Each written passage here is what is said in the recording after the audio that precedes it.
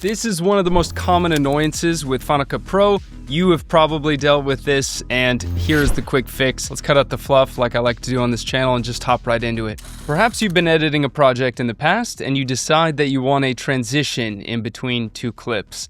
So you head to your transition browser, you add the transition that you want, but oh no, nothing happens. There's no gray bar that goes in between. You get this weird pop-up menu. And because this is so many words and you can't be bothered to read them, you probably just hit Create Transition. The problem with that is, for one, if I just zoom back out and press Command-Z to undo, our timeline is now shortened, but also it cut off part of the clip that we wanted. So if I delete this transition and I just extend this out, let's say we wanted this beginning part. Well, now with the Create Transition button pressed, it is essentially deleted and gone from your project. So the solution is very simple. And if you don't know why that message popped up in the first place, it's because there's no more media before this part of the clip. So the transition has nothing to work on. So we give it something to work on by pressing Shift H, or make sure your playhead is at the beginning of this clip here. You go to your retime menu, and you go up to hold and select this.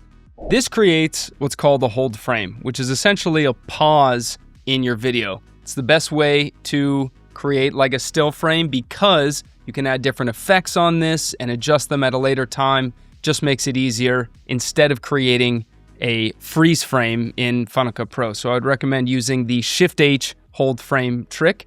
But we do this for this instance because we can just go to this little speed transition point here, and you can either press Option and left bracket to eliminate everything to the left of the playhead, or if you can't remember all these shortcuts, I get it, you just take the end and you trim right to this point here. And if you have snapping turned on, it's very easy because it snaps right to that point. So the keyboard shortcut for snapping is N. You can also go to that button that I just went to and you just pull in, it'll snap to that speed transition point. You might be saying, what did that do? Dylan, did that do anything here? We're back to square one. This is the start of the clip. This is the part that we want, but we've never been able to use in the transition. Well, now that we have the hold frame, the transition works on the hold frame. So you can kind of see the media that's shown underneath here is that media that we paused here. So if we play this out, you don't even notice it. And this is the case 9 times out of 10. The majority of times that you do this trick, you will never notice that this bit is paused here. Now, sometimes you may not be able to create a hold frame for some reason. So this is the end of this clip here, as you can see by that little red edge. And if I hit Shift H with my playhead at the end here, nothing happens. So in this instance, just go one frame over just by pressing the left arrow key, and then you hit or press this button, that hold frame button, and that'll create that hold frame, basically a pause in the last frame here. And then you just trim to this speed transition point. So bring this back. You find the transition that you want. So I'll go to my buddy Brad's whip pan transition. We'll just do a whip pan right.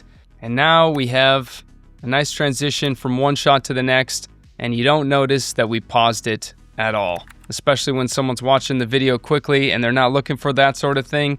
There's really no way that they would tell. This has helped me out tremendously over the years, and I know it can do the same for you, so give it a shot and watch this video, because if you liked this one, you're gonna learn way more just by watching the tips in this. Thanks so much for watching, and have a great day.